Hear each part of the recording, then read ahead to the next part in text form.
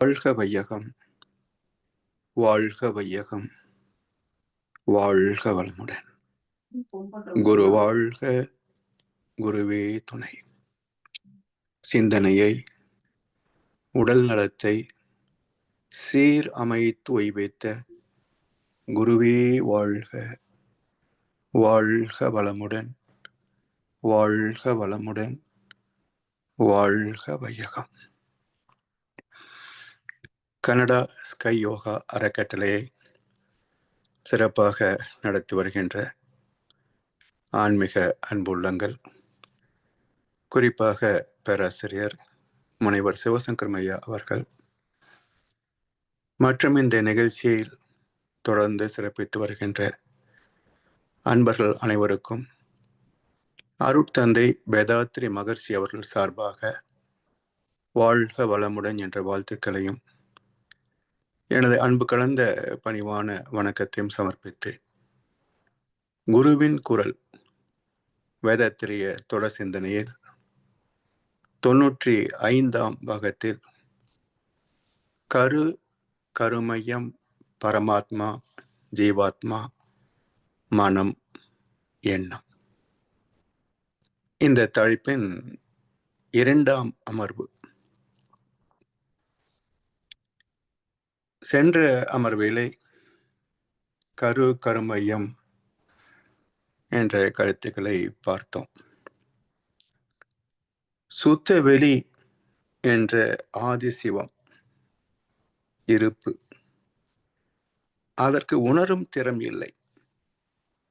ஏனென்றால் தஞ்சிருக்கம் மட்டுமே இருப்பதனால் அங்கே காந்த களம் இல்லை. காந்த களம் இல்லை என்றால் உணரும் திறம் வராது. அதனால் பரம்பொருள் என்ற சுத்த வெளிக்கு உணரும் திறம் இல்லை.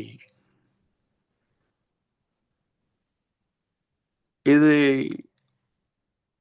உணரும் திறம் பெற்ற நிலை எப்போது வருகிறது என்றால், பஞ்சபூத சேர்க்கையிலே இந்த பிரபஞ்சம், அது எண்ணற்ற சூரிய குடும்பங்கள், ஒவ்வொரு சூரிய குடும்பத்திலேயும் துணைக்கோள்கள், அப்படி அமைந்த ஒரு அற்புதமான மண்டலம் மில்கிவே கேலக்சி, பால்வழி மண்டலம். இதிலே அமைந்த சூரிய குடும்பங்களே நவக்கோள்களோடு அமைந்த ஒன்று நாம் வாழ்கின்ற இந்த சூரிய குடும்பம். இதில் நவக்கோள்கள், அதனோடு இந்த பூமியில் ஏற்பட்ட ஒரு தெய்வீக விகிதாச்சாரம் என்பார் மகர்ஷி அவர்கள். பஞ்சபூதங்களும் குறிப்பிட்ட விகிதாச்சாரத்தை நெருங்கிய போது இங்கே ஜீவகாந்த களம் உருவாகி உணர்கின்ற திறம் உருவானது. அதைத்தான் பரமாத்மா என்று சொல்கின்றோம். உணரும் திறம் பெற்ற பரமாத்மா. இந்த உணரும் திறம் உணரும், ஆனால் உணர்ந்தேன் என்று நினைவு கூர்வதற்கு அங்கே பதிவு இருக்கணும். ஆனா இந்த ஜீவந்த களத்திற்கு மைய புள்ளி கிடையாது. அதனால் அதற்கு பதிவும் இல்லை. உணருமே அன்றி அதை பதிந்து கொள்ள முடியாது. அதனால் பரம் ஆத்மா, எங்கும் நிறைந்திருக்கின்ற உணரும் திறமிக்க இறைவன். இப்போ பெரிய ஒரு குழப்பம் வந்திருக்கும். இப்போ தெய்வத்திலே 2 வகை உண்டா? உணர்கின்ற தெய்வம், உணராத தெய்வம் என்று 2 வகை உண்டா? ஆமாம். சுத்த வெளி என்ற ஆதி சிவத்திற்கு உணரும் திறம் இல்லை. பரமாத்மா என்ற ஜீவாந்த களம் அமைந்த இடத்திலேதான் உணர்கின்ற திறம் அமைகிறது. இதுல இந்த ஜீவாந்த களத்தோடு லேசான வெப்பமும் நீர்த்தன்மையும் இணைகின்ற போது அதுல ஜீவன் என்ற ஜீவகாந்த கருமையம் தோன்றும். எப்படி சுத்த வெளியிலே தனித்த இயக்கமாக கருமையத்தோடு இறைத்துகள் பின்னப்பட்டதோ, அதே போல இங்க ஜீவாந்த மண்டலத்திலே வெப்பமும் நீர்த்தன்மையும் எந்த இடத்திலே அமைகின்றதோ அந்த இடத்திலே தனித்த இயக்கம் கருமையம், ஜீவாந்த கருமையம் உள்ள நுண் உயிர்கள் தோன்றின. மைக்ரோபாக்டீரியா. இந்த கருமையம் இதுதான் ஜெனடிக் சென்டர் என்று விஞ்ஞானம் பேசுகிறது. அதிலிருந்து பெருகிய உயிரின வரலாறு, உயிரின பரிணாமம், இது மனிதன் வரைக்கும் வந்து நிறைவு பெற்றிருக்கிறதுல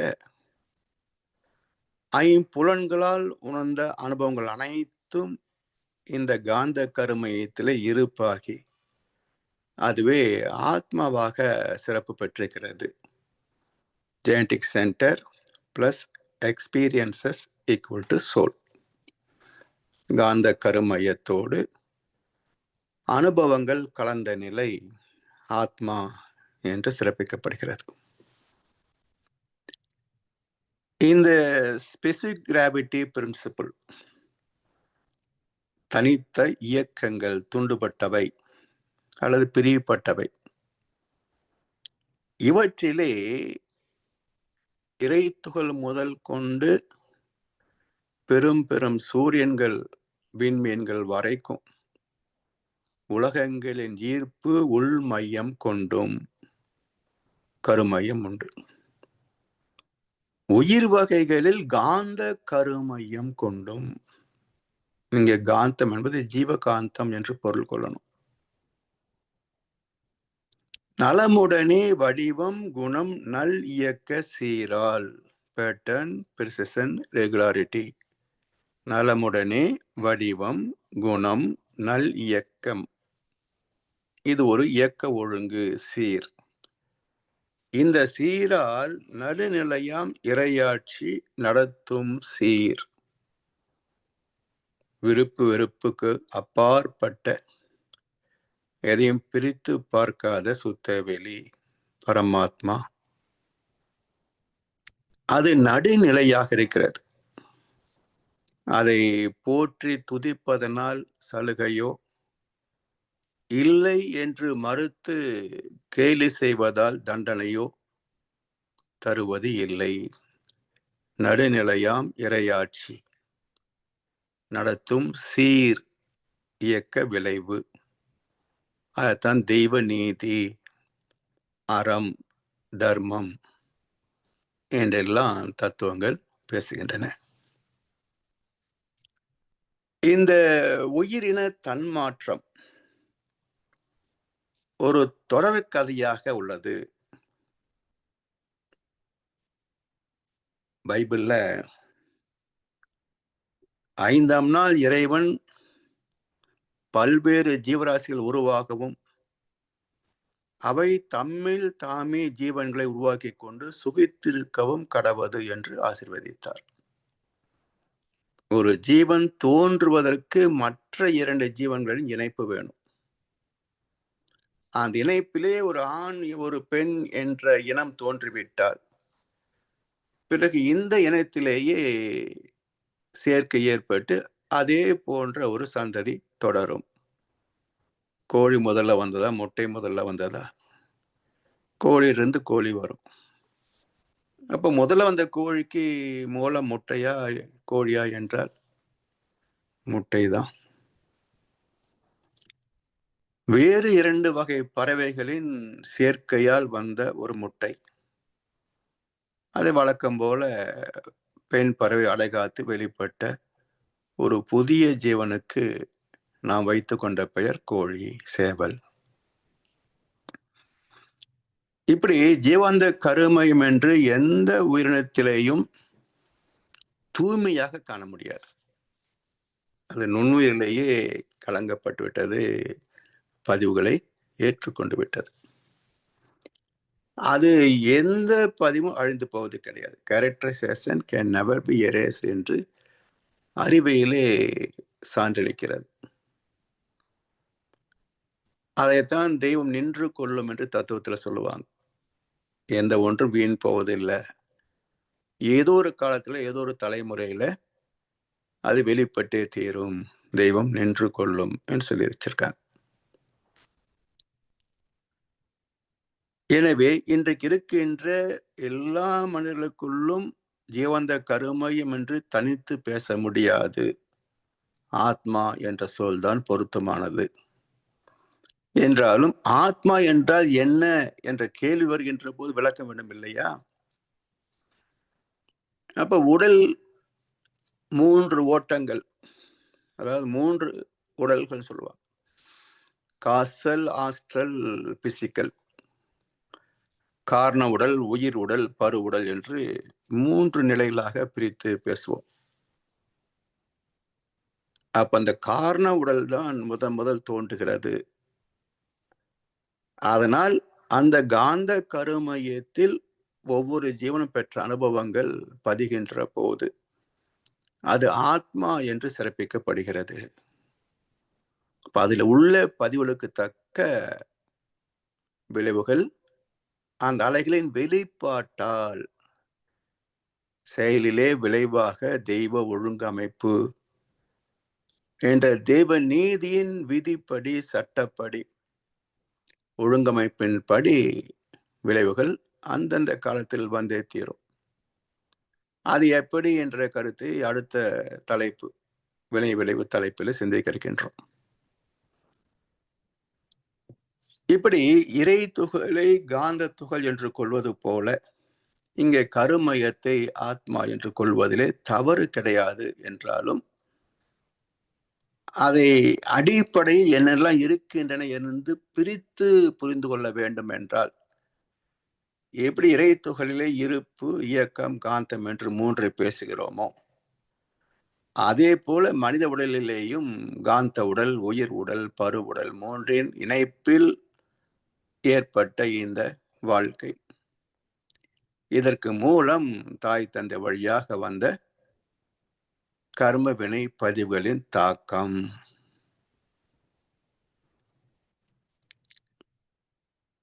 ஜீவகாந்தம் திணிவு பெற்றதே உயிர்.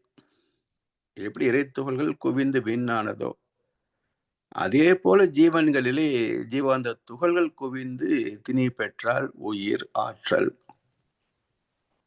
அந்த உயிரின் சுழற்சி இதே ஜீவாந்த அணுக்களே வெளியேறுகின்ற போது தன்மாற்றத்தை தரும். அப்ப அழுத்தம், ஒளி, சுவை, மனம் என்ற 5 வகை அனுபவங்களை நமக்கு 5 புலன்கள் வழியாக அளிக்கிறது. இந்த உயிர் துகளின் தொகுப்பு தான் திசுக்கள். திசுக்களின் தொகுப்பே தாதுக்கள். தாதுக்களின் தொகுப்பே உறுப்புக்கள். உறுப்புக்களின் தொகுப்பே உடல். இதுல ஸ்பரிசம், சுவை, வாசனை, பார்வை, ஓசை என்ற 5 தன்மைகளில் வெளிப்பட்ட அறிவு, அது நுண்ணுயிர் முதற்கொண்டு விலங்கினங்கள், பறவைகள் வரைக்கும் பல லட்சக்கணக்கான ஜீவராசிகளாக உயிர்த்திருக்கின்றன. இவற்றிலே ஒரு காலகட்டத்திலே ஒரு மனித இனம் தோன்றுகிறது. அதனுடைய சிறப்பு என்ன? இயற்கை ரகசியங்களையும் இறை தத்துவத்தையும் தேவ நீதியையும் புரிந்து பயன் கொள்ளுகின்ற பகுத்து அறியும் திறன் படைத்த ஜீவன். மனிதனுக்கு பிறகு எதுவும் வரல, வருவதற்கான தேவையும் இல்லை.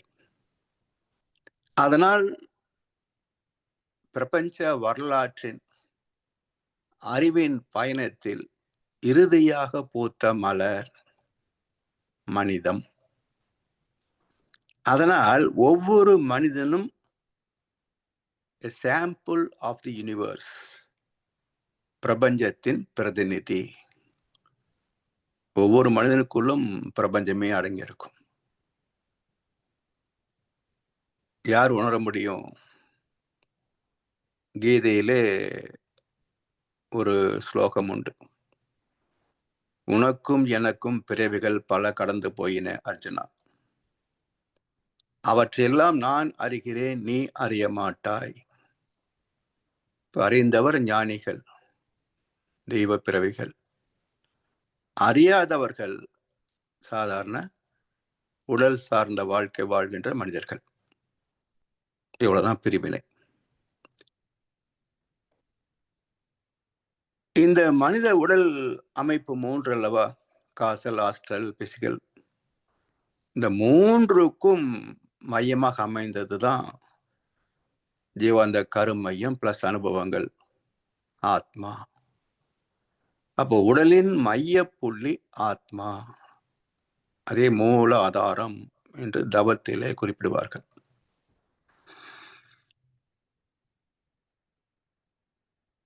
தாய் தந்தை இருவரின் உடல்களிலிருந்து வெளிப்படுகின்ற உயிர் சக்தி, அது காந்தலைகளாக அந்த முன்பகுதி பார்த்தீங்கன்னா ஸ்பெர்ம் சொல்றாங்க பாருங்க, அது வேல் போல இருக்கும். கூப்பிய கைகளை போல ஒரு பகுதி, அது முன்னோக்கி உந்து செல்வதற்கான அசைவை ஏற்படுத்தக்கூடிய வால் பகுதி. இதுதான் இந்து தத்துவத்திலே வேல் கொடுக்கப்பட்டது. சக்திக்கும் வேல் உண்டு, சக்தி வேல். முருகனிடத்திலேயும் வேல் உண்டு. இப்படி அமைந்ததற்கான காரணம் என்ன என்றால், அந்த உயிர் ஆற்றலும் காந்தாற்றலுமே பயணிக்கக்கூடிய திறம் வாய்ந்தவை என்பதனால் சக்தி வழிபாடு அம்மன் தத்துவமாக உயிர், காந்த தத்துவமாக முருக கடவுள். 2 பேருக்கும் வேல் உண்டு. இப்படி தந்தை தாய் ஈர் உயிரும் ஒன்று சேர்ந்து தழைத்து ஒரு உடலாகி உலகில் வருகிறோம். இந்த தழைத்தல் எப்படி நிகழ்கிறது? முதல்ல தந்தை தாய் ஈர் உயிரும் ஒன்று சேர்ந்து, பிறகு தழைத்து உடலாகி உலகில் வருகிறோம். இப்போ சேர்ந்த போது நிகழ்ந்தது என்ன?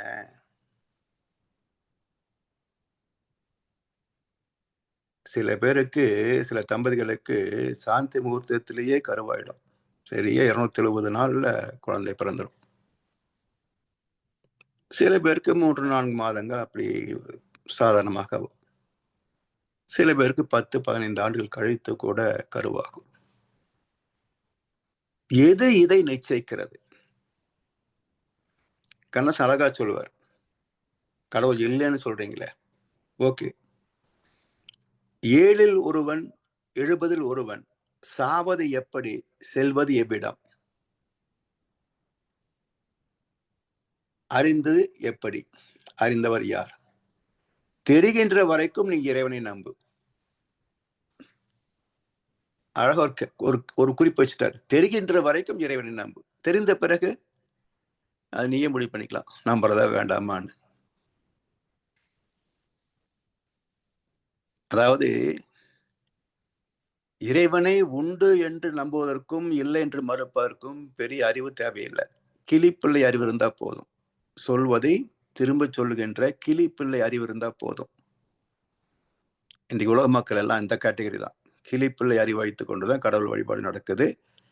கடவுள் மறுப்பும் பேசப்படுகிறது. ஆனால் இறைவன் உண்டு என்றால் எப்படி என்று விளக்குவதற்கும், இல்லை என்றால் எப்படி என்று மறுப்பதற்கும் தெளிந்த அறிவும் சுய அனுபவமும் வேணும். அப்ப எந்த இடத்துல தெய்வம் உண்டு, எந்த இடத்துல இல்லை. ரெண்டு பேசின பாருங்க, உணர்கின்ற தெய்வம், உணர முடியாத தெய்வம் என்று. அதுபோல எப்படி தெய்வம் இல்லை, எப்படி தெய்வம் உண்டு என்பதையும் விளக்கி சொல்ல முடியும்.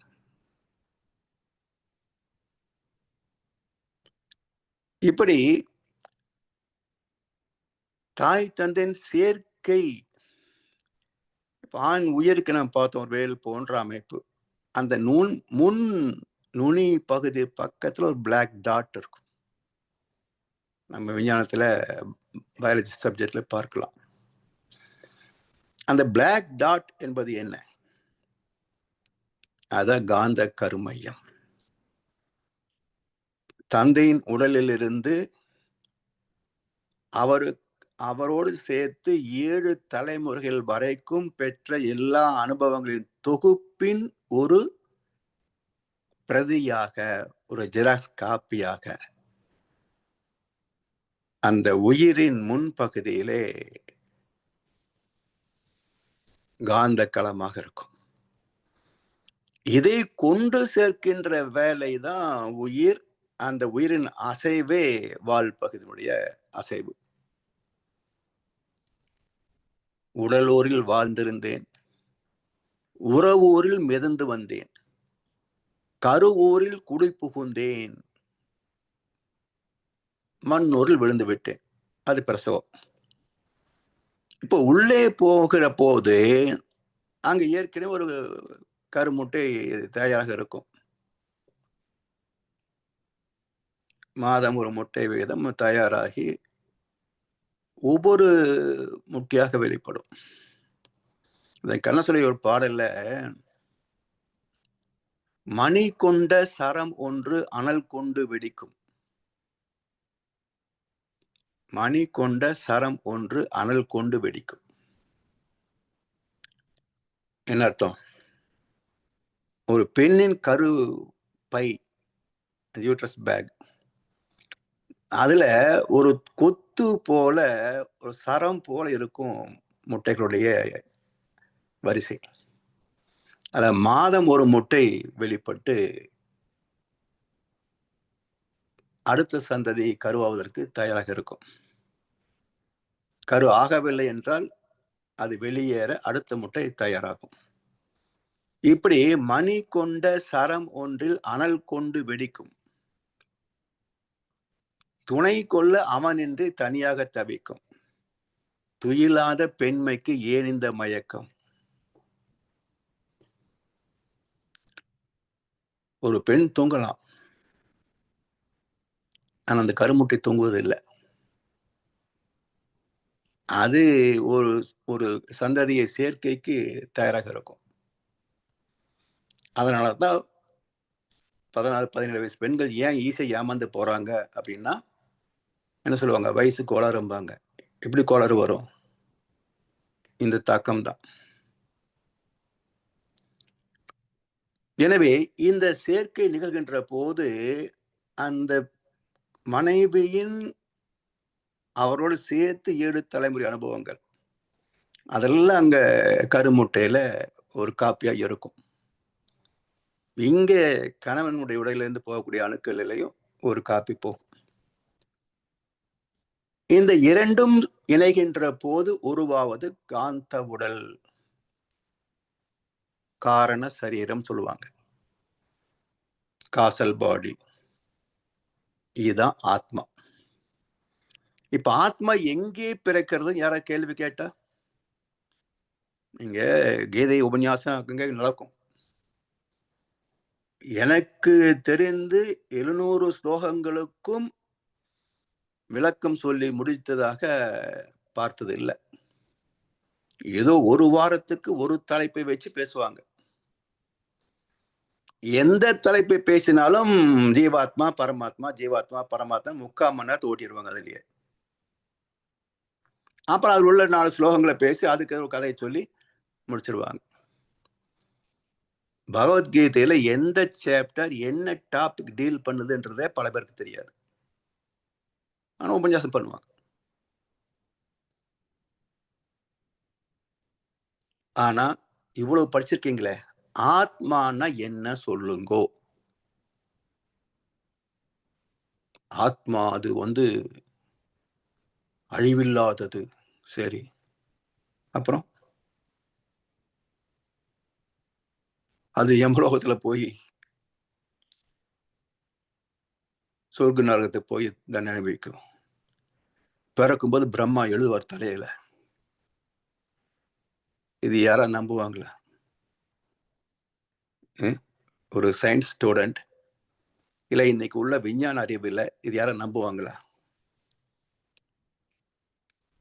திருமணம் ஆகின்ற வரைக்கும் எந்த ஆண் பிள்ளையும் பெண் பிள்ளையும் நம்ப மாட்டாங்க. திருமணம் ஆன பிறகு நம்பிக்கை எப்படி வருமோ தெரியாது. மனைவி கூட்டிட்டு கோயிலுக்கு போவான், அவ்வளவுதான். அப்ப எது சொன்னாலும் ஓகே தான். அது வரைக்கும் சொன்னா அது எப்படி அப்படின்னு அம்மா கிட்ட ஆர்கியூ பண்ணுவான். மனைவி வந்ததுக்கு அப்புறம் ஆர்கியூ பண்ண முடியாது இல்லை. ஆனா நமக்கு தெரிஞ்சிருக்கணும், வேத்திரிய தத்துவத்தை பேசுபவர்களுக்கு ஆத்மா பரமாத்மா என்றால் என்ன என்பதை தெளிவாக விளக்கி சொல்லக்கூடிய அளவுக்கு விஞ்ஞானபூர்வமான ஒரு விளக்கம் தெரிந்திருக்க வேண்டும். விளக்கினேன் விளங்கியே என்று மகிழ்ச்சி சொன்னார் இல்லையா? அது போல வேதத்தில தத்துவத்தை விளக்குகின்ற போது விளங்கி விளக்க வேண்டும்.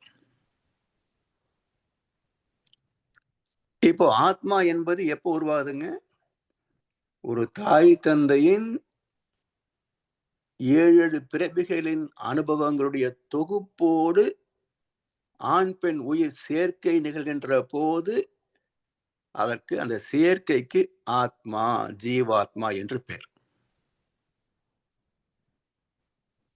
எங்கிருந்து வந்தது? ஒன்றில் ஒன்றாக உருவானது, ஒன்றுக்குள் ஒன்றாக கருவானது. ஒன்றை ஒன்று பகைத்தால் உயிரேது? கணவன் உயிரணுக்கும் மனைவியுடைய கருமுட்டைக்கும் பொருந்தவில்லை என்றால் குழந்தை பிறக்காதே. ஒன்றை ஒன்று பகைத்தால் உயிரேது? எனவே அந்த இரண்டின் இணைப்பு அதான் ஆத்மாவின் பிறப்பு. இது எங்கோ இருந்து வரல, ஒரு மூலத்தில் இருந்தே வருகிறது. தாய் தந்தை என்ற மூலத்தில் இருந்தே வருகிறது. இவர்கள் எங்க இருந்து வந்தது? அவங்க தாய் தந்தை மூலத்திலிருந்து வந்தது. இப்படியே போனால் முதல் ஆத்மா எங்கே தோன்றியது? நுண் உயிர் தோன்றிய போது புதிதாக உருவான காந்த கருமையம், அதிலே அந்த உயிர் பெற்ற அனுபவம் ஒரு சுகம். அந்த இன்பம் என்ற பதிவு உள்ளே போய் காந்த கருமையத்தோடு ஐக்கியமானது. அதனால் அதில இருந்து அதுக்கு ஆத்மா என்று பெயர். மனிதனுக்கு மட்டும் ஆத்மா கிடையாது, எல்லா ஜீவன்களுக்கும் ஆத்மா உண்டு. இதை ஒத்துக்கிறாங்க இந்த உபன்யாசகர்கள், இதை ஒத்துக்கிறாங்க. ஏன்னா யாராவது எப்படி ஜனத்தொகை அதிகமாகுதுன்னு சொன்னா, இந்த ஆடு மாடு நாய் எல்லாம் இருக்கு பாருங்க, அதுக்கு பக்குவம் ஆயிடுச்சுன்னா மனுஷனா பிறக்கொண்டுருவாங்க. சரி, மனுஷனா பிறந்தவன் பக்குவம் இல்லாம வாழ்ந்துட்டா மீண்டும் நாயா பிறந்துருவான். இதுல எனக்கு என்ன ஒரு கேள்வின்னா, இந்த கருத்தை பேசுபவரும் அங்கே அமர்ந்து கேட்கின்ற 500 பேர்களும் ஒரு மனித தாய் தந்தைக்கு பிறந்தவர்கள் தான் என்பதை மறந்தது ஏன்? யாராவது நாய்க்கு கழுதைக்கு பிறந்தாங்களா? எல்லாம் தாய் தந்தை, மனித தாய் தந்தைக்கு பிறந்தவங்க தானே. யாரும் கேள்வி கேட்க மாட்டேன்றாங்களே.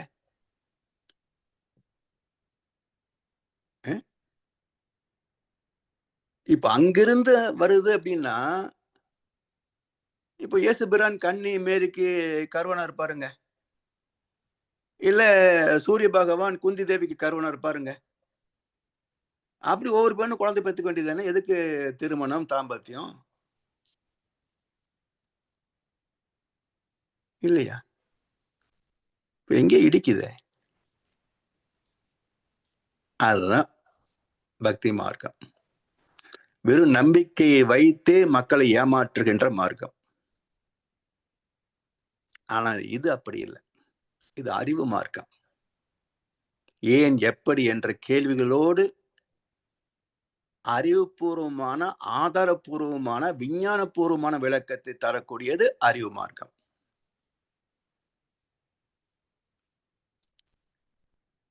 இதுல தெளிவு பிறக்கும், ஒழுக்கம் பிறக்கும். பக்தியில் ஒழுக்கம் பிறக்காது. சில பேருக்கு தான் இருக்கும். பல பக்தர்கள்கிட்ட ஒழுக்கம் கிடையாது. ஆனா அறிவு மார்க்கத்தில் ஒழுக்கம் வந்துடும். ஏன்? ஆத்மா, ஆத்மாவினுடைய வினை விளைவே கர்ம பலனே வாழ்க்கை. இல்ல பாவம் இருந்தால் துன்பம் வரும் என்ற பயம் வந்து விட்டால் அப்ப எப்படி தப்பு பண்ணுவாங்க? ஒழுக்கம் தானே வந்துவிடும். எனவே அறிவு மார்க்கத்தில் தான் ஒழுக்கம் பிறக்குமே தவிர பக்தி மார்க்கத்தில் பிறக்கவில்லை என்பது சில ஆயிரம் ஆண்டு அனுபவங்கள், வரலாற்று உண்மைகள். யாரும் மறுக்க முடியாது.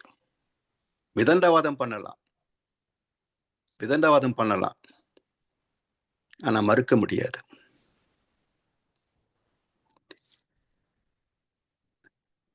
எனவே தந்தை தாய் ஈர் உயிரும் ஒன்று சேர்ந்து, சரி, சேர்ந்தது அப்படியே இருக்குதா? அது காந்த கருமயம், ஆத்மா. இந்த ஆத்மாவிலே 2 தலைமுறைகள். அம்மா பக்கம் 7, அப்பா பக்கம் 7, 14 தலைமுறைகள். இதுல இந்த மொத்த அனுபவங்களிலே லேட்டன்ட் பேட்டன்ட், எழுச்சி பெற்ற பதிவுகள், அடக்கம் பெற்றிருக்கின்ற பதிவுகள் என்று 2 வகை இருக்குங்க. அந்த எழுச்சி பெற்ற பதிவுகளே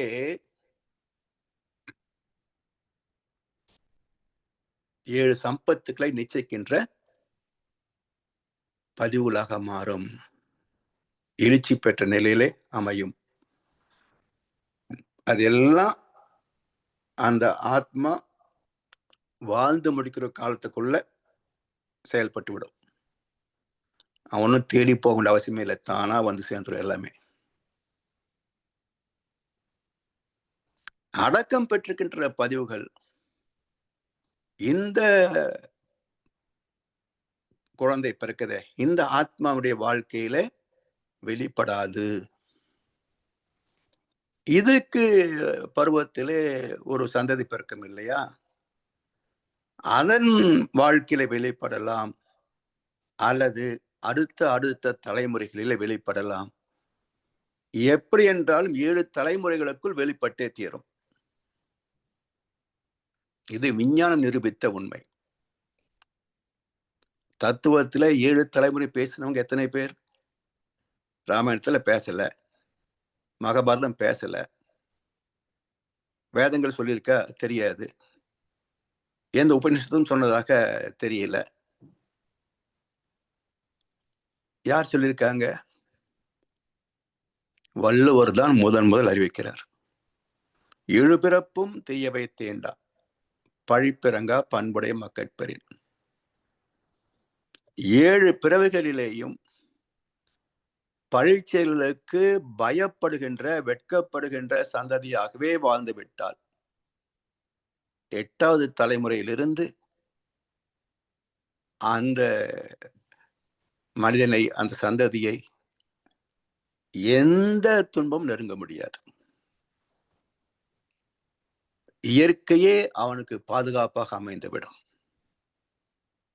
மனத்துக்கண் மாசு இளன் ஆதல் அனைத்து அரண் ஆகல நேர பெற.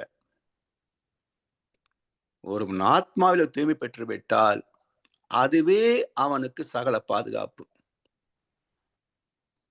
அனைத்து அரண் ஆகல நிரப்பர். அரண்னா பாதுகாப்பு. அரண்மனை சொல்றோம் இல்லையா, அகழி. எந்த பாதுகாப்பு சாதனங்களும் வசதிகளும் அவனுக்கு தேவையில்லை. அறமே அவனை சூழ்ந்து காக்கும்.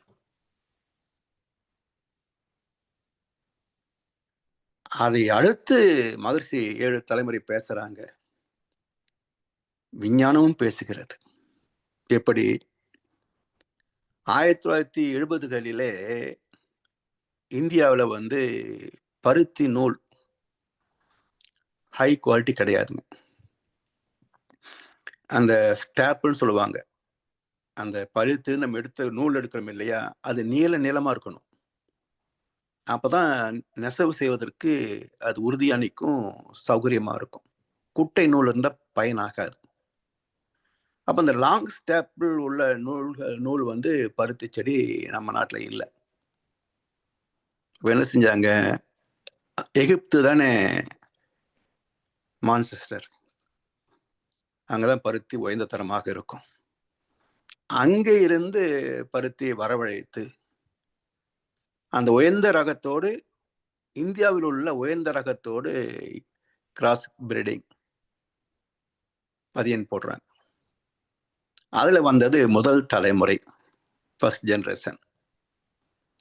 அதனுடைய விளைச்சல் பார்க்கிற போது இந்திய மண்ணில் வளரத்தக்கதாகவும், எகிப்தினுடைய கிளைமேட் வேற, சாயில் கண்டிஷன் வேற. அப்படியே கொண்டு நீங்க வச்சீங்கன்னா செடி வளராது, பட்டு போகும். அப்ப அது கொஞ்சம் கொஞ்சமா அதை தரமாற்றம் செய்யணும். அதான் கிராஸ் பிரீடிங் டெக்னாலஜி. இப்ப முதல் தலைமுறை வந்தது. அது இந்திய மண்ணிலே வாழத்தக்கதாகவும், அதே சமயத்தில் மற்ற எந்த ரகத்தை விட சற்றே அதிக மகசூல், தரமான மகசூல் தரக்கூடியதாகவும் அமைந்தது. ஒரு 10% வச்சுங்களேன் இம்ப்ரூவ்மெண்ட். இப்ப இதை மீண்டும் எகிப்து சைடு 2வது கிராசிங் பண்ணும். அப்ப 10, 20 ஆகுது, வளர்ச்சி பெறுகிறது. அதை மட்டும் மீண்டும் எகிப்து சைடு 3வது ஜெனரேஷன், இன்னும் வளர்ச்சி 4, 5, 6, 7 வரைக்கும் வளர்ச்சி. 7க்கு பிறகு எத்தனை பதியன் போட்டாலும் ஸ்டேபிள் கேரக்டர் கிடையாது, வித்துத்தன்மையும் கிடையாது. அப்ப 7ஓடு நின்று போனது ஏன்? எகிப்து செடிக்கு சரீரம் சமமாக 100% பலன் எட்ட முடியவில்லை. ஒரு 75-80% தான் கிடைத்தது. Okay, better than nothing. So இருந்த அளவுக்கு இது 80% உயர்வு என்பது பெருசு தானே. இப்போ 7ஓடு நின்று போனது ஏன் என்றால், இதற்கும் விளக்கம் இருக்கு. சுத்த வெளி அறிவு நம்பர் 1, அதன் இயக்கத்தில் வந்த விளைவு காந்தம் நம்பர் 2, இவற்றின் சேர்க்கையிலே வந்தது பஞ்சபோதங்கள் 5, 2, 5, 7. இவ்வளவுதான். 7 ஸ்வரங்கள், 7 நிறங்கள், எத்தனை 7 வருமோ அத்தனை 7 வச்சுக்கோங்க.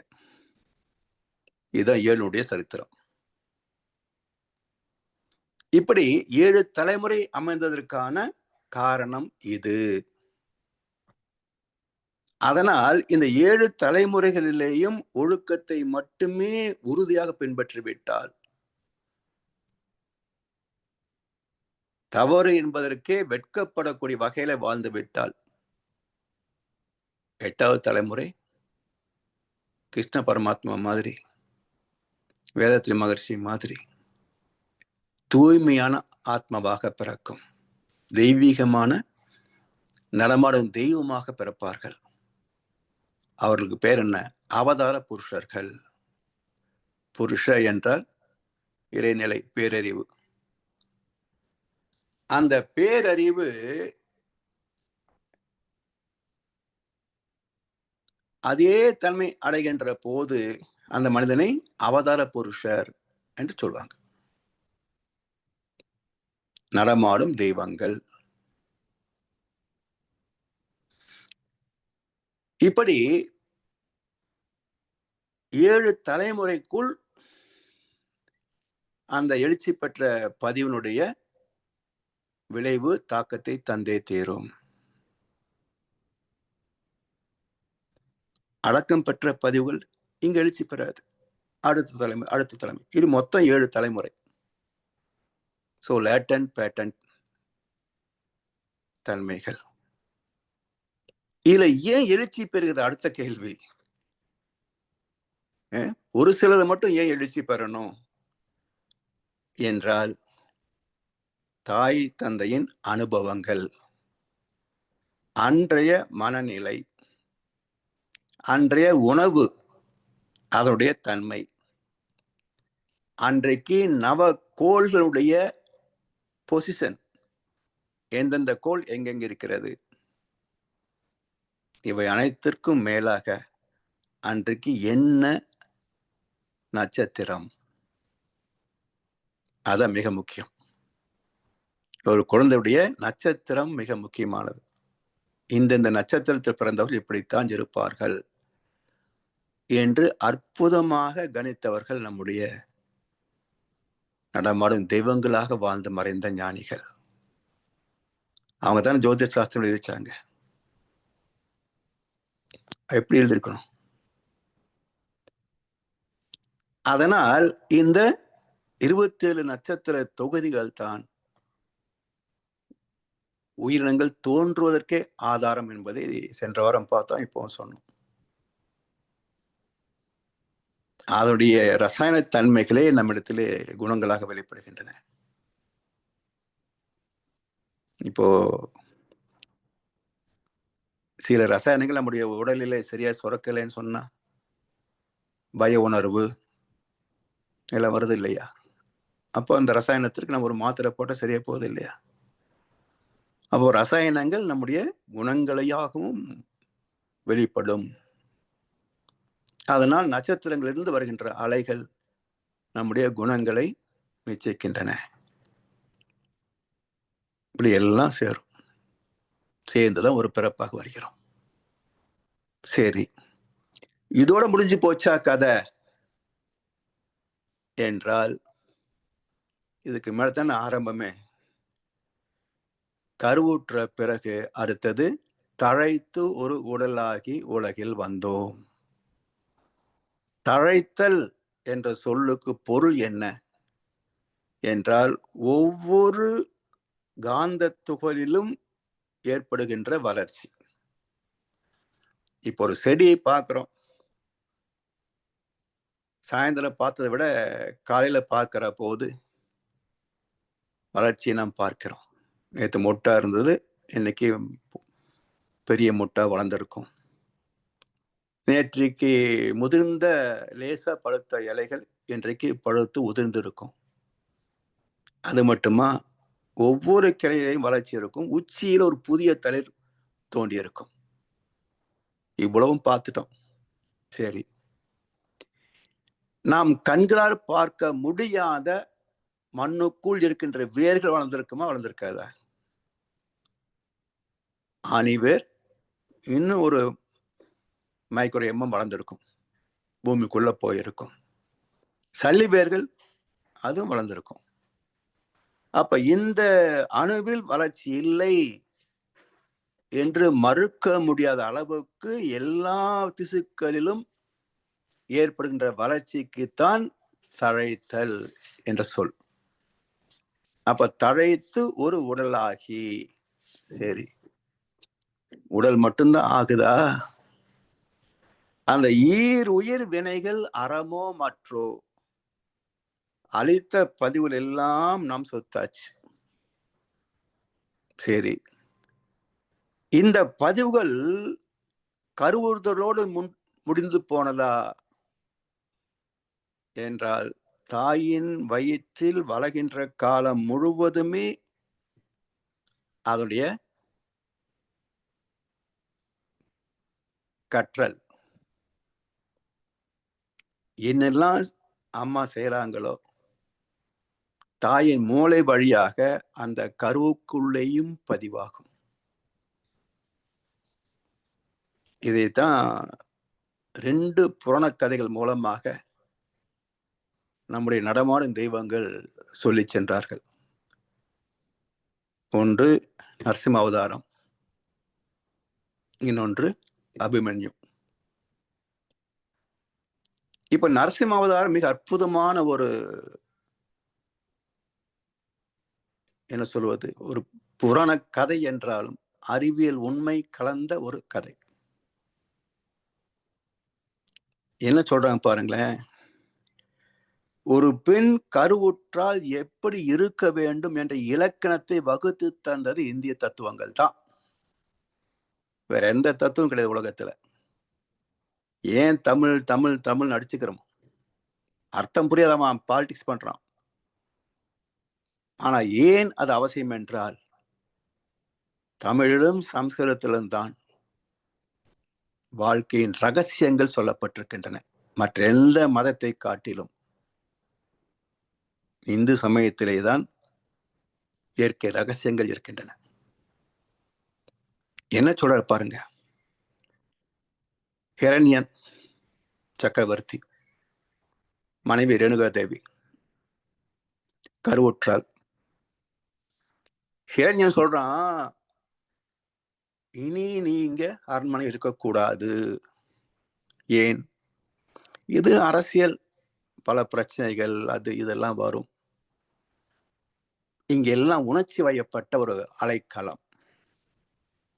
கோட்டை, கொத்தளம், படைத்தளங்கள், ஆயுதங்கள், பிரச்சனைகள், அரசியல், போட்டி, பொறாமை எல்லாம் கலந்த ஒரு அலைக்களம். இங்க ஒரு குழந்தை வளர்ந்தால் அது சரியா இருக்காது.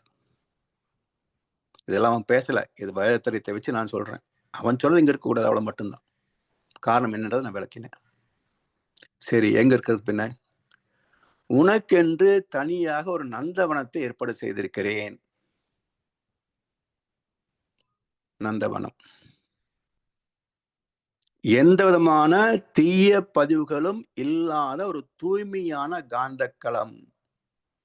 கோவிலின் கருவறை போல, ஒரு அறிவு திருக்கோவிலை போல ஒரு தூய்மையான காந்த அலைக்களம் உள்ள இடம் நந்தவனம். சரி, அங்க தனியா இருக்க முடியுமா? சரி, யாரை வைக்கலாம்?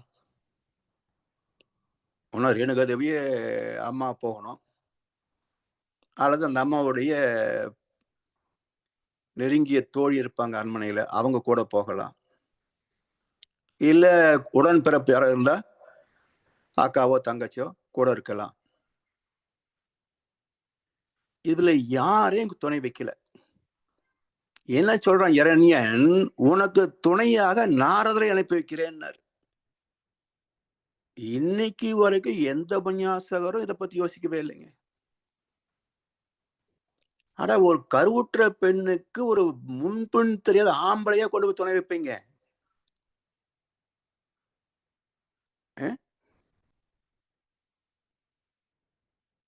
கணவனே கூட இருக்கிறது மறுக்கப்படுகிறது சில சமயங்கள்ல.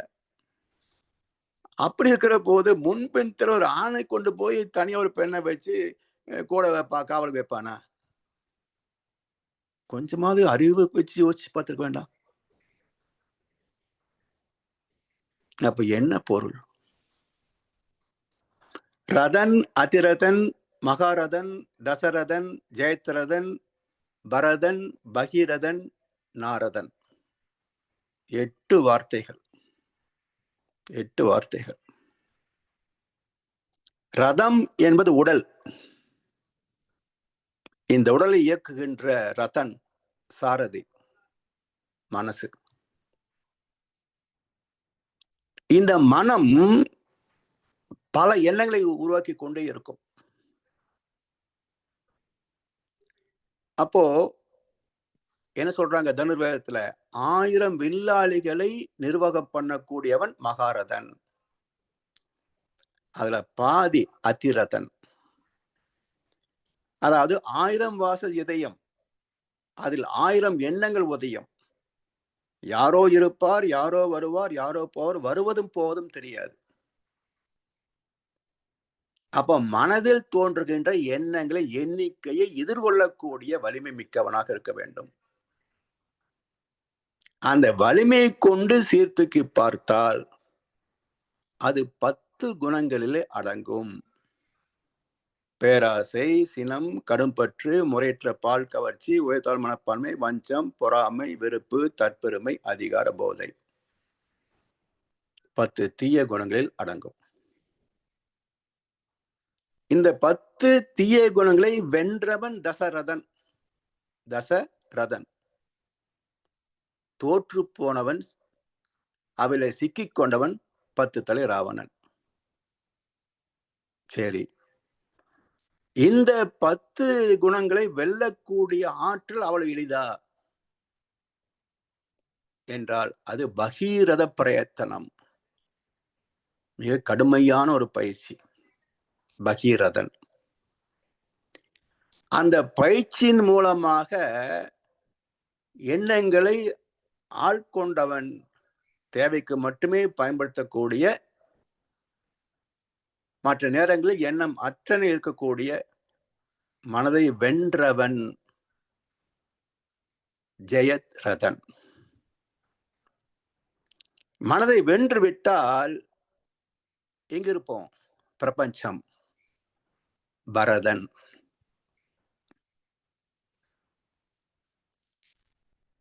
அந்த பிரபஞ்சத்திலே சஞ்சாரிக்கக்கூடிய, எப்போதும் இறை உணர்வோடு இருக்கக்கூடிய, மனம் என்ற இயக்கத்திற்கே சம்பந்தப்படாத, பதிவுகள் முற்றிலும் நீங்கிய ஒரு தெய்வீகம்.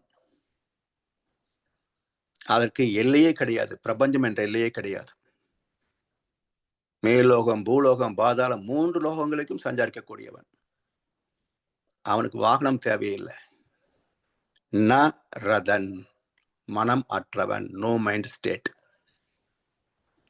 இப்படி ரதன், அதிரதன், மகாரதன், ஜெயத்ரதன், பகீரதன், பரதன்,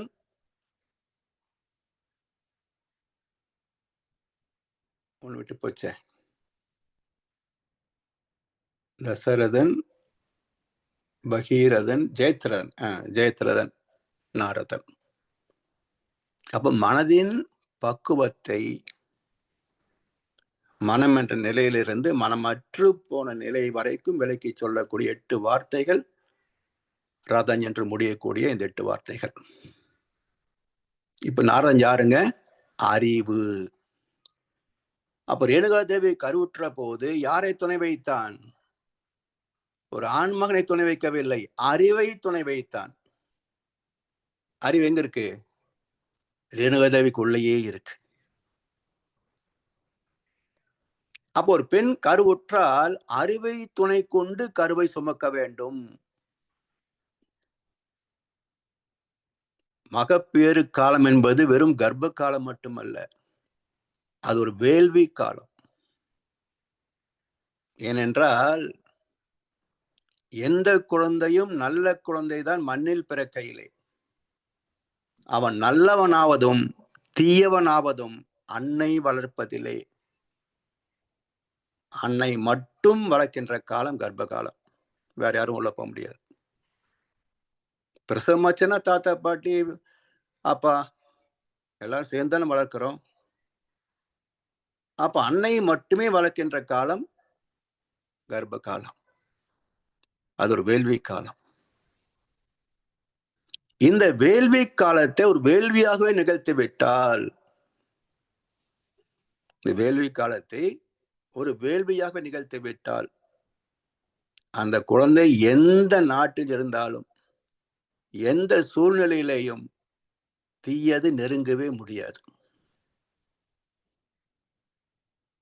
தீயவர்கள் நெருங்கவே முடியாது. அப்படி அந்த அறமே பாதுகாப்பாக அமையும். சரி, இப்ப இந்த அறிவு எதை கற்றுத்தந்தது? அறிவை கற்றுத்தந்தது, பேரறிவை கற்றுத்தந்தது. அப்ப தெய்வம்தான் அனைத்திற்கும் மூலம் என்ற அந்த தெய்வீக தத்துவத்தை ரேணுகாதேவி கர்ப்ப காலத்திலேயே நினைப்படுத்திக் கொண்டதால் அல்லது அதை சார்ந்த புராணங்களையோ தத்துவங்களை கற்றுக்கொண்டதால் உள்ளே இருந்த பிரகலாதன் அதெல்லாம் கேட்டுக்கொண்டே வளர்ந்தான். அப்போ ஒரு பிள்ளையின் பாடம் என்பது மாண்டசோரியிலேயோ எல்கேஜி யூகேஜிலேயோ துவங்குவது இல்லை. அது துவங்கிய இடம் தாயின் கருப்பையிலேயே பாடம் தொடங்கிவிட்டது. ஒரு குழந்தை கற்கின்ற காலம் தாயின் கருப்பையிலேயே தொடங்கிவிடுகிறது. அதான் பிறவி குணங்கள். அப்படி நல்ல பண்புகளையே ஒரு பெண் தன்னுடைய குழந்தைக்கு ஊட்டிவிட்டால் அது பிறந்த பிறகு அதே தன்மைகளில் எழுச்சி பெற்றிருக்கும். தீயவற்றை சிந்திப்பதற்கு கூட நினைக்காதுங்க. தீயவை தீய பயத்தால் தீயவை தீயினும் அஞ்சப்படும். அதை பத்தி யோசிக்கவே மாட்டாங்க. அப்படி ஒரு நல்ல ஒரு குழந்தையை பெற்றிடக்கூடிய வாய்ப்பு, திறமை இயற்கை பெண்ணிடத்தில் தந்ததனால் தான் ஒரு பெண் வணக்கத்திற்குரியவள். அப்பா வேலை ஒரு நாள் முடிஞ்சு போயிடும். ஆனா அம்மா வேலை 9 மாசம். அப்போ ஒரு வேள்வியாக நிகழ்த்தி விட்டால் அந்த குழந்தைகள் நல்ல குழந்தையாகத்தான் இருக்கும்.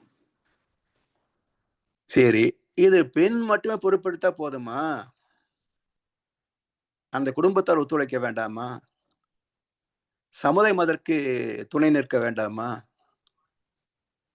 இதனால் தான் நாம் சமுதாயத்தை பார்க்கிறோம். சமுதாயம் கேடுகட்டு போனால் ஒரு நல்ல குழந்தை பிறப்பது மிக கடினம். மிக கடினம்.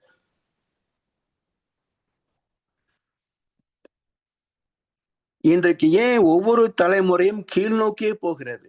அறிவு மேல் நோக்கி போகுது, வாழ்க்கை கீழ் நோக்கி போகுது. அறிவு மேல் நோக்கி போவதனால் என்ன பயன்? விஞ்ஞான அறிவு வளர்கிறது, அறிவு திறம், சிந்தனை திறம் வளர்கிறது. ஆனா வாழ்க்கை எங்க போகுது? உணர்ச்சி வயப்பட்ட வாழ்க்கையில வீழ்ந்து போகிறது. அப்ப அறிவின் வளர்ச்சி மேலே இழுக்க, பதிவுகளின் கவர்ச்சி கீழே தள்ள, இந்த இரண்டுக்கும் இடைப்பட்ட வாழ்க்கை ஒரு திருசங்கு சொர்க்கம்.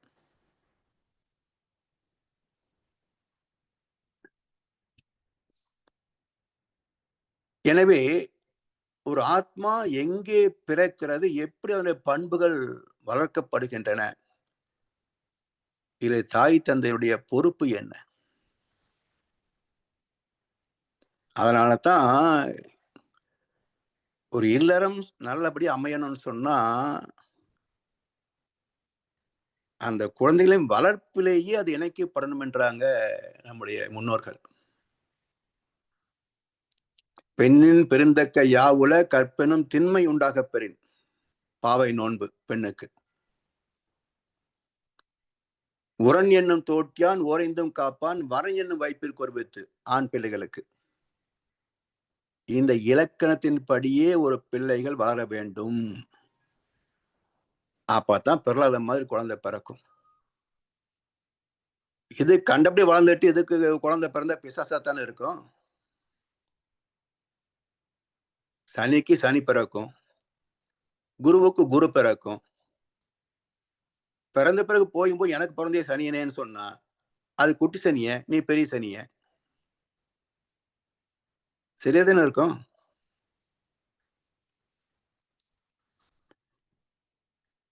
எனவே கருமையம், பரமாத்மா, ஜீவாத்மா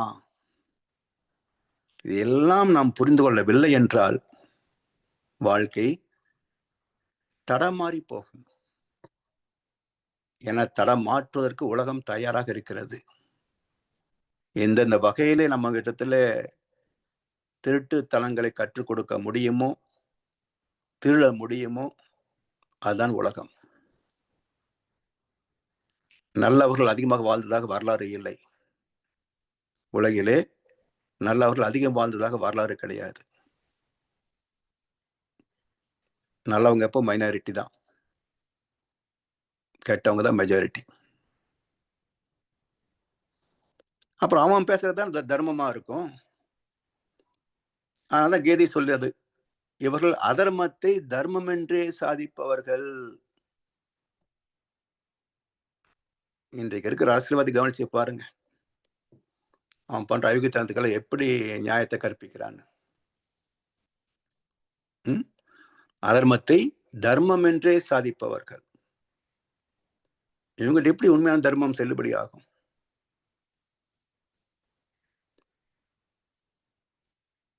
இப்படி கரு என்ற பரம்பொருள்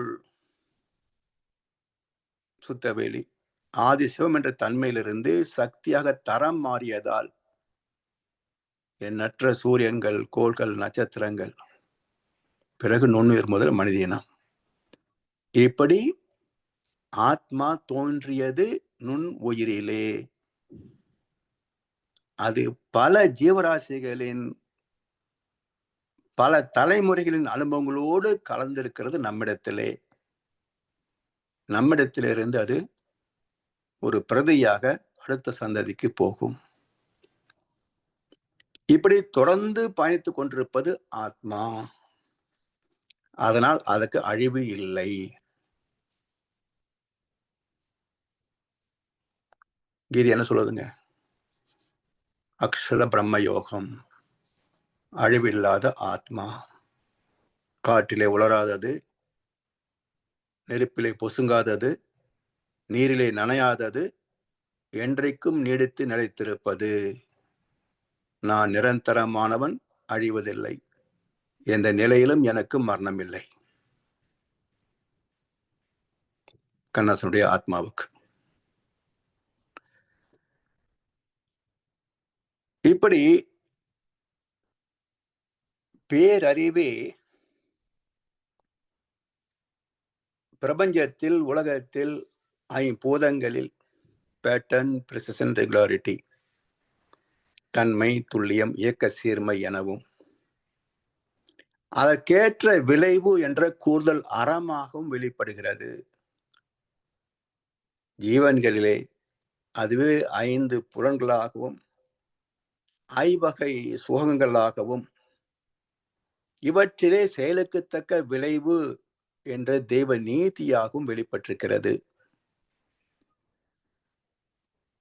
இப்போ விலங்கினத்திலிருந்து வித்தெடுத்து வந்திருக்கின்றோம். அப்ப நம்ம இடத்துல ஓப்பனிங் பேலன்ஸ் என்ன? எல்லா ஜீவராசிகளின் அனுபவங்கள் நம்மிடத்திலே, மனித இனத்திலே முதல் மனிதன் தோன்றுகின்ற போதே அவனிடத்திலே கருமையத்திலே பதிந்திருக்கின்றன. அப்ப விலங்கிலிருந்து வித்தெடுத்து மனிதனாக வந்தது முதல் படி. பல லட்சம் தலைமுறைகள் கடந்தும் இன்றைக்கும் மனித வாழ்க்கை என்ன? அதே முதல் படிதான். வளர்ச்சியே கிடையாது. வாழ்க்கை முறையிலே, வாழ்க்கை தரத்திலே வளர்ச்சியே கிடையாது. அதே முதல் படியில் தான் இருக்கிறான். பையன் 1 வருஷம் ஃபெயில் ஆகிட்டா பெண்டு நிமித்திடுறான். ஃபெயில் ஆயிட்டியா அப்படின்னு. நீ தலைமுறையா ஃபெயில் ஆயிட்டு இருக்கிறியாப்பா. லட்சம் தலைமுறை ஒரே கிளாஸ்ல உட்கார்ந்துட்டு இருக்கேன். விலங்கிலிருந்து மனிதனாக பிறந்தோம் என்ற ஒரே கிளாஸ்ல உட்கார்ந்துட்டு இருக்கிறேன். இதிலிருந்து பாஸ் ஆகணும்னு தோணவே இல்லையே. எப்படி தோணும்? தோண வைக்கணும் இல்ல. அந்த சிந்தனையை அடுத்த அமர்களை சிந்திப்போம் என்று சொல்லி வாய்ப்பளித்த அனைவருக்கும் நன்றி பாராட்டி இன்றைய உரையை நிறைவு செய்கின்றோம். வாழ்குளமுடன், வாழ்குளமுடன், வாழ்க வையகம். வாழ்க வளமுடன் ஐயா. மிக்க நன்றி. வாழ்கமுடன் ஐயா. ஐயா மிகச்சிறப்பு. ஒரு வார்த்தையிலே தெரிவிக்கிற மிகச்சிறப்பான சிந்தனை ஐயா. மிக தெளிவாக இந்த பரமாத்மா, ஜீவாத்மா இந்த தலைப்பிலே அதை பதிவுகளை பற்றி இவங்களுக்கு விளக்கி இருக்கின்றீர்கள். மிகச்சிறப்பு. அன்பர்களுடைய கேள்வி பதில் பகுதிக்கு செல்வோம். ஐயாவிடம் உங்கள் கேள்விகளை கேட்க விரும்புவர்கள் அல்லது சந்தேகங்களை தெளிவுபடுத்த விரும்புகிறோம் கையெழுத்து கேட்கலாம். ஜனார் ஐயா. ஐயா வாழ்க வளமுடன். வாழ்க வளமுடன் ஐயா. சிறப்பான சிந்தனை உரை. ஆனா எனக்கு சில கேள்விகள் வந்துட்டுது. இப்ப என்ன கேள்வின்ற ஐயா, இப்ப ஒரு ஆத்மா எல்லா புண்ணியமும் செய்து அதாவது கடைசியா பிறக்கிறது மகரிஷி மாதிரி ஒரு பிறப்பில வரும் என்று சொல்றோம். ஆனா அந்த புண்ணிய ஆத்மா செய்தா அது சுத்த வழியோட கலந்துடணுமே, அதையும் திருப்பி பிறப்பெடுக்க வருகுது சுத்த வெளியோடு கலப்போறோம். ஆனா அதுக்கு நீண்ட காலம் ஆகும். அது மட்டுமல்ல, அறிவின் இயல்பே நன்மை செய்வது. அப்போ மற்ற உயிர்கள் துன்பப்படுகின்ற போது அதை நீக்குவதற்கு தன்னுடைய அனுபவத்தை வைத்து அதை சொல்லணும்னு தோணும். அதனால் அந்த புனிதமான ஆத்மாவுடைய ஒரே ஆசை என்னன்னா, இந்த உலகத்தை சீர்படுத்துவதற்கு நம்மாலானது என்ன செய்யலாம் அப்படின்ற எண்ணமாக மறந்து சமுதாயத்திலே மக்கள் மத்தியிலே தன்னுடைய அனுபவங்களை எடுத்து சொல்லி அது ஒரு வழிமுறையை வகுத்து அதை தானும் வாழ்ந்து காட்டி மற்றவர்களுக்கும் போதிக்கக்கூடிய ஒரு குருவாக செயல்படும். அப்போ இந்த தேவை எல்லாம் உலகம் உள்ள அளவுக்கும் தேவைப்படும். அதனால் மகான்களுடைய ஆத்மா வான்காந்த களத்தோடு நின்றுவிடும். சமுதாயத்திற்கு மக்களுக்கு வழிகாட்டக்கூடிய வகையிலே அந்த சிந்தனையிலே உயர்வு பெறுகின்ற போது அதெல்லாம் எடுத்து காட்டக்கூடிய ஒரு குருவாகவே தோன்றா துணையாக இருந்து வழிகாட்டக்கூடிய குருவாகவே இருப்பார்கள். அதனால ஆத்மாக்கள் இந்த குரு ஸ்தானத்தில் வந்த ஆத்மாக்கள் வான்காந்த களத்திலே நிலைத்திருக்குமே தவிர அது சொத்து வழிக்கு போகாது. சாதாரண மக்கள் அவங்க தொடர்ந்து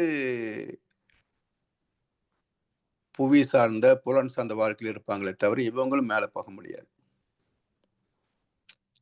இதுக்கு மேலேயும் சில 1000 ஆண்டுகளுக்கு பிறகு கொஞ்சம் கொஞ்சமா அந்த பதிவுகள் எல்லாம் விடுபட அந்த காந்த துகள் மட்டும் வேலை போய் எப்படி நம்ம சூரியனுடைய மையத்துல ராகு கேது என்று வெளியே போகுதோ அது போல இந்த பூமியிலிருந்து சூரிய மண்டலத்துக்கு போய் அங்கிருந்து அது வெளியே போயிடும் பிரபஞ்ச காலத்துக்கு. அதுக்கப்புறம் சுத்தளிக்கும் போகும். ஐயா, அப்படின்னா இந்த புண்ணிய ஆத்மாக்கள் இந்த பூமியில பிறக்கும் அவைகள் ஒரு அம்மா அப்பாவுக்கு பிறந்து சின்னதான் வளரலாம். ஆனா அவைகள் வளரும் போதே அவைக்கு இந்த ஏழ்மை மற்றது அப்படி எல்லா மற்ற துன்பங்கள் எல்லா துன்பங்கள்லயும் அனுபவிச்சுத்தானே வளரினம் வளர்ந்து ஏன்னா தண்ணீர் சீராக இருந்தால்தான் பயிர்கள் வளரும். தண்ணி இல்லாத இடத்துல பயிர் வளருமா? வளராது. அப்ப கண்ணீர் இருக்கின்ற இடத்துலதான் கருத்துக்கள் வெளிப்படும். வாழ்க்கையை சிந்திக்கணும்னு சொன்னா கஷ்டப்பட்டதான் சிந்தனை வரும், சுகத்தில் சிந்தனை வராது. அதான் பைபிள் என்ன சொல்லுதுங்க, ஊசியுடைய முனைக்குள் தாம்பு கயிறு போனாலும் போகுமே தவிர ஐஸ்வர்யவான் பரலோக ராஜ்யத்தில் பிரவேசிக்க முடியாதுன்னு. ஏன்னா வசதியில் உள்ளவன் ஞானம் பெறும்போது மிக கடினம். ஏன் பட்டினத்தார் எல்லாத்தையும் துறந்து விட்டு வந்தார்? துறத்தலில் தான் இறைவனை உணர முடியும், பற்றிலே இறைவனை உணர முடியாது. எல்லா ஞானிகளையுமே அவர் வாழும் காலத்திலே அவையல் ஆக்கள் மேல பெருசா கொண்டாடாமல் அவையல் மறைஞ்ச பிறகுதான் அவையல் பெருசா கொண்டாடினோம். இப்ப புத்தர் எல்லாம் அப்படித்தான் அந்த நேரம் விட்டுட்டு எல்லாருமே அப்படித்தான். இப்ப கண்ணதாசன் வாழ்ந்த காலத்துல கூத்தாடி குடிகாரன்னாங்க. ஆமா, இன்னைக்கு அவரை போல் கவிஞர் உண்டான்றாங்க. எப்பவுமே இறந்த பிறகுதான் பரமஹம்சர் எல்லாம். வாழ்கின்ற காலத்திலே அடையாளம் காண்பதற்கு அதுக்கு ஒரு புண்ணியம் நம்மகிட்ட இருக்கணும். நல்லவர்களை அடையாளம் காண்பதற்கு நம்மிடத்துல ஒரு புண்ணியம் இருக்கணும். இல்லைன்னா நல்ல வாழ்க்கை துணையை நம்மால புரிஞ்சிக்க முடியாது, நல்ல உறவு நட்பை நம்மால புரிஞ்சிக்க முடியாது. நல்ல குருவையும் அடையாளம் காண முடியாது. ஸோ இதுக்கெல்லாம் ஒரு புண்ணியம் நம்மகிட்ட இருக்கணும். அப்பதான் அதை மதித்து ஏற்றுக்கொள்ள முடியும்.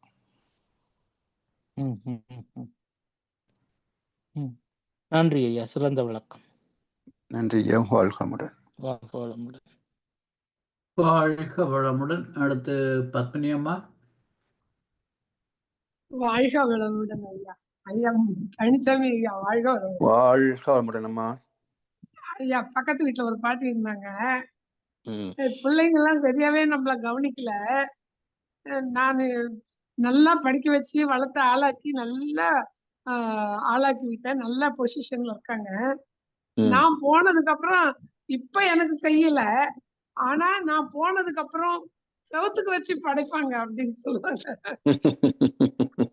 செவத்துக்கு தான் வச்சு படைப்பாங்க, உணவெல்லாம் விதவிதமா சமைச்சு அப்படின்னு சொல்லுவாங்க. அதுவும் படைக்க மாட்டாங்க. ஏன் படைக்கிறாங்கன்னு பயமுறுத்துறாங்க, பித்ரு தோஷம்னு சொல்லி. அதுவும் பண்ண மாட்டாங்க. அதுதாங்க ஐயா, தோஷம் தோஷம்ன்றாங்க. கரெக்ட் தாங்க ஐயா. அப்புறம் இன்னொரு கேள்வி ஐயா. இப்ப நம்ம ஓப்பனிங் பேலன்ஸ் சொன்னீங்க இல்லையா?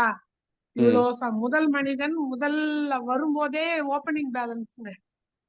நமக்கு இந்த முதல் மனிதன்ல இருந்து இப்ப தலைமுறையா வந்த சந்ததியர் பண்ண எல்லா விதமான நன்மை தீமையும் நமக்கு பதிஞ்சு அதுவுமே ஓப்பனிங் பேலன்ஸா வருது இல்லைங்களா? ஆமா, கூட்டிட்டே போகும். ஒவ்வொரு ஓப்பனிங் பேலன்ஸ்லயும் நம்ம பிறந்ததே பாவம் ஐயா, துன்பம் அனுபவிக்கதான் வந்தோமா. அதனால்தான் பாவிகளை எங்கே வாருங்கள்ன்றாங்க. பிறந்தவன பாவிதான். அதான் நீங்க சொன்ன மாதிரி துன்பங்கள்லாம் அனுபவிச்சாதான் ஞானமே கிடைக்கும் போது. ஆமா, நீ என்னோட இந்த குட்டி ஞானத்துக்கு நிறைய 30 வருஷம் பட்டிருக்கேன். அது எவ்வளவு கொண்டு வந்தோம் யாருக்குமே தெரியும். அதனாலதான் வேதாத்திரியத்துல கொண்டாந்து விட்டுருக்கு. ஆமா, அது ஏதோ புண்ணியம் இருக்கும் நம்ம கொண்டு இங்க விட்டுருக்கு. இல்லன்னா நமக்கு எங்க கிடைக்க போகுது. ஆமாங்க ஐயா, உண்மையில நம்ம சாதாரணமா இருக்கும்போது தெரு திண்ணையில பாட்டிங்க பேசுவாங்க, வாக்கிங் போறேன்னு தாத்தா எல்லாம் சேர்ந்து ஒன்னா போவாங்க.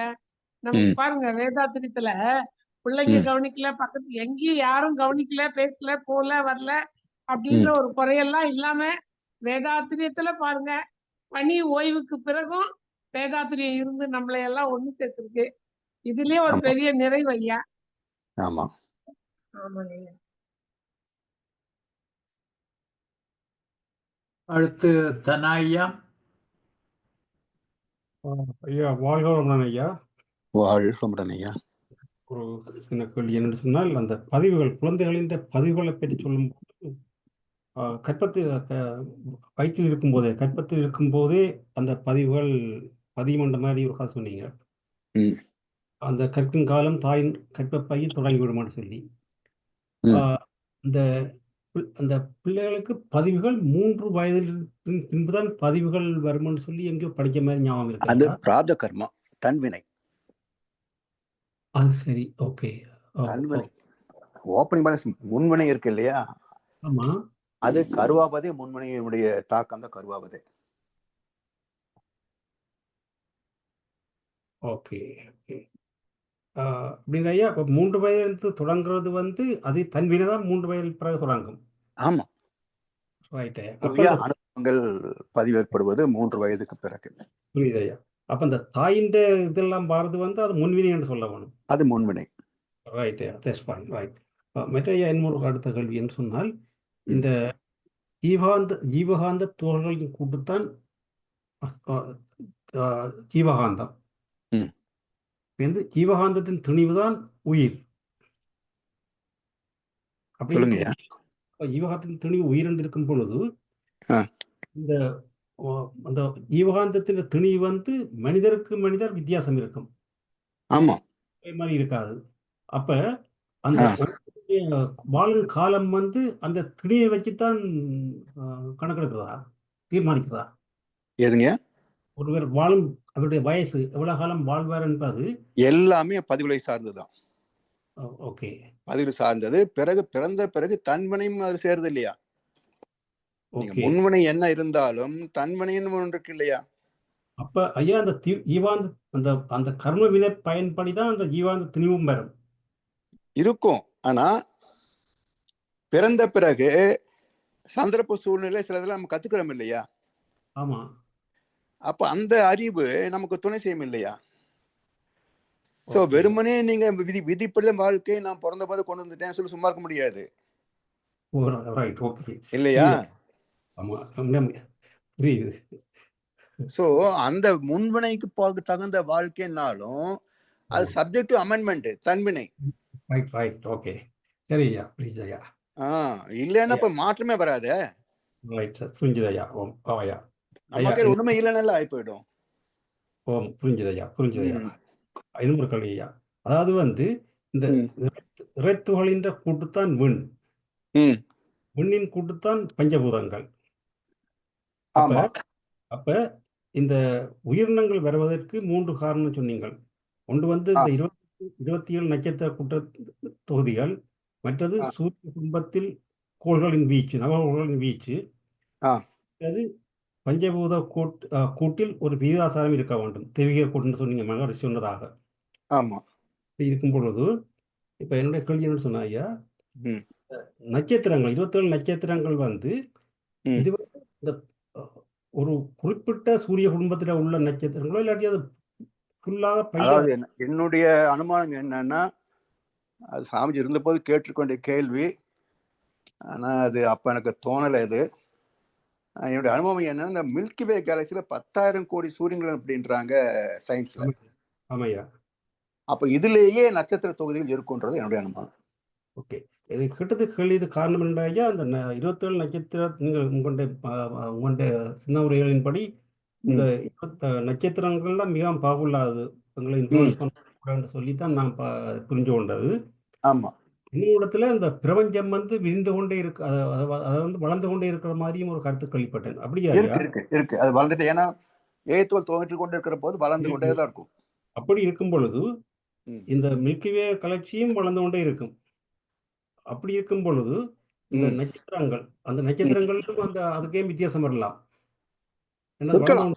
எல்லாத்திலும் மாற்றங்கள் நிகழும். அப்ப இல்ல, இந்த கேள்வி என்னன்னு சொன்னா, சாஸ்திரத்தை அவர்கள் அந்த அந்த காலத்துல முனிவர்கள், பெரிய ஞானிகள் எல்லாம் சாஸ்திரத்தை எழுதும் பொழுது அப்பத்தின் நிலையை வச்சுதான் எழுதியிருப்பார்கள். ஆமா. ரைட்.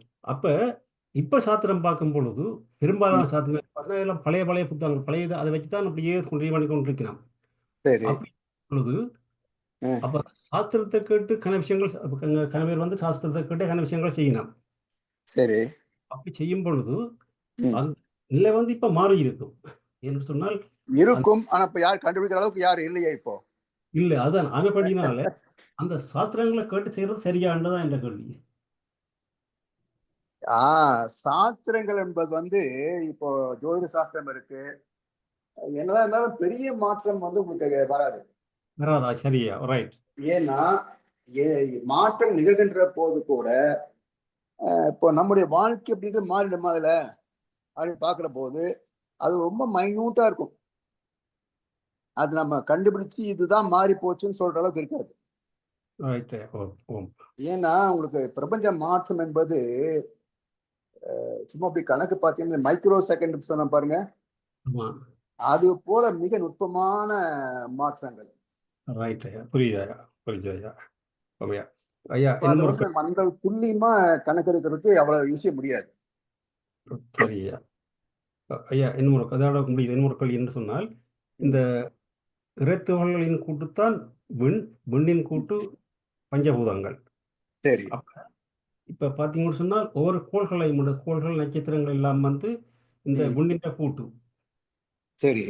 ரைட். அப்ப பாத்தீங்கன்னு சொன்னா இப்ப கோள்கள் எடுத்து பார்த்தால் ஒரு கோள் பெருசா இருக்கு, ஒரு கோள் சின்னனா இருக்குது, அப்படி எப்படிலாம் வித்தியாசமா இருக்கு. தூரம் அதெல்லாம் தூரங்களும் வித்தியாசம் அப்படி இருக்குது. சரி.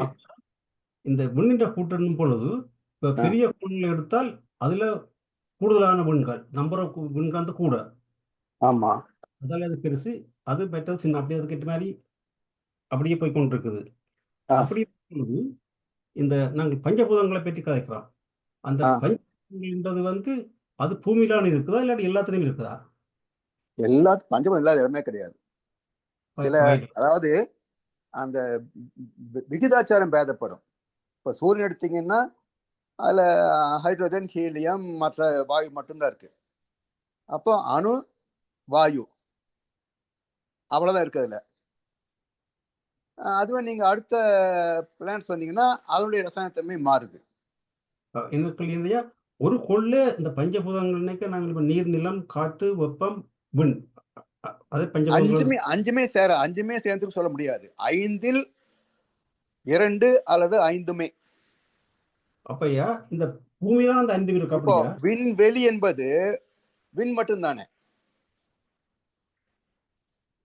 யூனிவர்ஸ் அப்படின்றதுல விண் மட்டும் தானே. அதுல அது hydrogen atomic structure electron, proton, neutron சேர்ந்தா தானே அது ஹைட்ரோஜன் ஆகுது. புரியுதா? அப்பதானே காற்று. ஓகே. அப்படி என்னங்க ஐயா, இந்த பூமியில தான் அந்த பஞ்சபூதங்கள் 5 இருக்கிறது. அப்படியா? பூமி மட்டும் இல்ல. ஆமா, எத்தனை எடுத்து சொல்ல முடியாது. ஏன்னா இந்த 10,000 கோடி சூரிய குடும்பங்கள் இருக்குது. ஆமா, அதுக்குள்ள பூமி மட்டும் தான் பஞ்சபூதம் சொல்ல முடியாது. இல்ல அப்படி இல்ல ஐயா. முதலாவது பஞ்சபூதங்கள் சொல்றது இது இதைத்தான், இது நீர், நிலம், காற்று, அதேதான் பஞ்சபூதங்கள். ஆமா, அதுல பேதம் ஏற்படும். 5ல் 1, 2, 3, 4 அல்லது 5மே கலந்தோ இப்படி நிறைய பேதங்கள் இருக்கும். நீங்க இப்படித்தான் 1, 5ன்னு பிரிக்க முடியாது. அப்படின்னா இந்த உயிர்கள் வாழ்வதற்கு உரிய விகிதாசாரம் பூமியில தான் இருக்கு. அப்படியா? இப்போதைக்கு இங்கதான் இருக்கு. ஒருத்தர் கேட்டாங்க இதைத்தான், வேற எங்காவது இருப்பாங்களா? ஏன்னா ஏலியன் வேற பேசிட்டு இருக்காங்க சயின்ஸ்ல, வேற எங்கேயாவது இருக்காங்களா அப்படின்னு கேட்டாங்க. சாமி சிரிச்சுட்ட சொன்னாங்க, நான் தான் உங்களுக்கு துரியாதாவும் கொடுத்துருக்கேன்ல, போய் தேடி பாருங்கன்னாரு.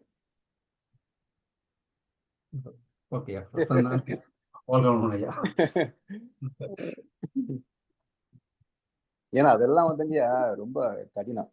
நம்ம ஒரு கியூரியாசிட்டிக்கு அந்த கேள்வி கேட்கலாமே தவிர அதெல்லாம் கண்டுபிடிக்கிறது ரொம்ப கஷ்டம். ஏன்னா இது வரைக்கும் மகான்கள் சொன்னுடைய கருத்துக்கள் வரைக்கும் பாத்தீங்கன்னா பூமியை தவிர வேற எங்க இருந்ததாக குறிப்புகள் இல்லை. இருக்கா இல்லையா அப்படின்னா இருக்கலாம், இல்லாம போகலாம். ஏன்னா இலக்கணம் எங்கே இது மாதிரியான அமைப்பு இருக்குதோ அங்க ஜீவன் இருக்கலாம். பூமியை போல ஒரு அமைப்பு இருக்குன்னா அங்க ஜீவன் இருக்கும். சரிங்களா? வாழ்க வளமுடன். நன்றிகள் ஐயா. ஐயா, ஒரு விளக்கம் தாருங்கள் ஐயா. இந்த ஆன்மா ஏன் அழியாதுன்றது இருக்கா, திரும்ப விளங்கப்படுத்துங்க சொல்லுங்க ஐயா. ஆத்மா மறுபடியும் ஒரு தலைப்பு வருதுங்கய்யா. இதே தலைப்பு மறுபடியும் பிறப்புக்கும் இறப்புக்கு பின் வரும். அதுல மீண்டும் பார்த்துருவோம். ஓகே ஐயா. ஏன்னா இந்த ஹெட்டிங் ஒரு முறை கேட்டே விளங்காதுங்க. நாங்கெல்லாம் அரிசி பேசிட்டே இருப்பாரு, நாங்க புரிஞ்ச மாதிரி இருக்கோம். அப்புறம் நினைச்சு பார்த்து ஒண்ணுமே புரியாத மாதிரி இருக்கும். ஆமா, இத புரிஞ்சு இப்போ விளக்கம் சொல்றது 30 வருஷம் ஆயிருக்கு. இப்போ 30 ஆண்டுகளை தான் இதை பத்தி நான் தெளிவா பேசிட்டு இருக்கேன். இதுக்கு முன்னாடி எல்லாம் ஏதோ ஒரு 1/2 மணி நேரத்துல பேசி முடிச்சிருவோம். இந்த தலைப்பு 1/2 மணி நேரத்துல முடிச்சிருவோம் இல்லையா? இன்றைக்கு இதை நம்ம வெளியே பேச முடியும்னா அதுதான் இத்தனை ஆண்டுகளுடைய சிந்தனுடைய வெளிப்பாடு. அது நன்றி ஐயா. ஓகே ஐயா, நாங்கள் வாழ்க வளமுடன் இத்துடன் இன்றைய இந்த கேள்வி பதில் பகுதியை நிறைவு செய்வோம். இதுவரை நேரமும் குருவின் குரல் 95 வகுப்பை சிறம்பிட நமக்கு எடுத்த முதுநிலை பேராசிரியர் பழனிசாமி ஐயாவுக்கு நாம் நன்றி தெரிவிப்பதோடு ஐயாவுக்கு ஒரு வாழ்த்து தெரிவிப்போம். பேராசிரியர் பழனிசாமி ஐயா, அவரது உடல் நலம், மனவளம், பொருளாதார வளம், அவர்தாம் அன்பு குடும்பம், அவரது வேதாத்திரிய தொண்டு